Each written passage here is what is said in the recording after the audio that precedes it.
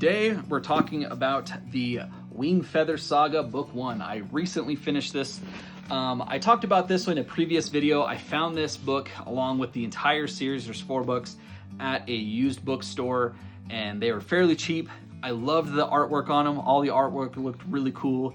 And so I was like, you know what? It was giving me a lot of those Spiderwick vibes, series of unfortunate events, like just that type of series.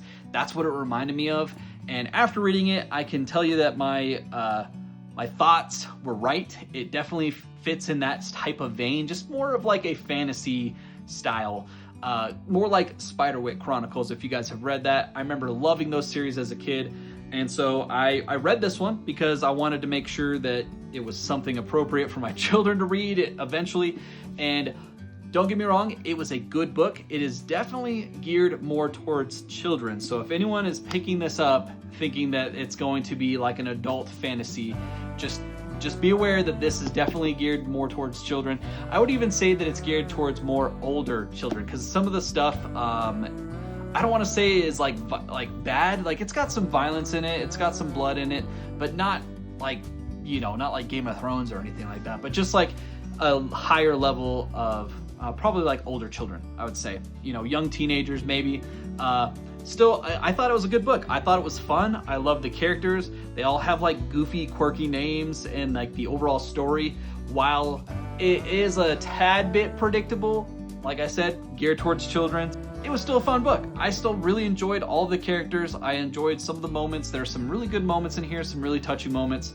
It's a very quick read, so if you guys are interested in reading it, I'd give it a read. You know, if your kids are looking for something to read, I think this would be a great book for some kids. My kids are still a little bit young.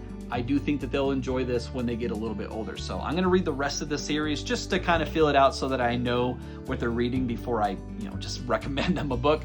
But I thought it was a good book, thought it was fun. Definitely reading the second one here. This is the On the Edge of the Dark Sea of Darkness. Let me know, guys, if you have read this before or if your children have read this before. I thought it was a fun little book. Highly recommend it. From what I've heard, there is like a TV show on Amazon or something like that. I have not watched it, but I'll probably read all the books first, and then, you know, we'll see if we can watch the show. But yeah, that's pretty much it. Let me know down in the comments, guys, if you have read this at all. I'd love to hear your thoughts on it. And yeah, that's pretty much it.